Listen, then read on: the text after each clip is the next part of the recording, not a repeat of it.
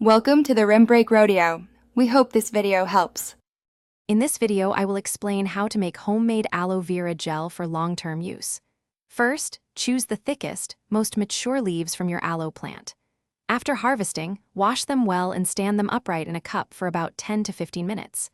This crucial step allows the yellow aloe, a natural laxative, to drain completely, preventing skin irritation.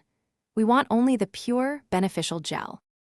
Once the aloe has drained, lay the leaves flat and carefully trim off the spiky edges along both sides. Next, slice each leaf lengthwise down the middle, exposing the clear, translucent gel inside. Using a spoon or a butter knife, gently scoop out all the pure aloe gel, trying to avoid any green leaf parts. This ensures you get the cleanest gel for your homemade product. Now, transfer your freshly scooped aloe gel into a clean blender or food processor.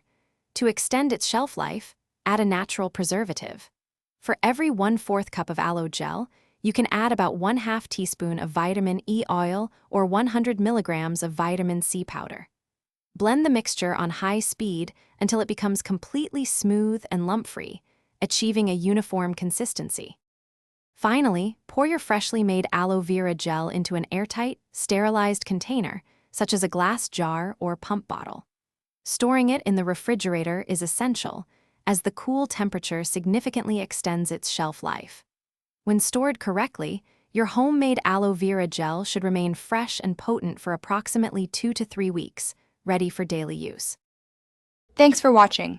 Consider subscribing if we helped you.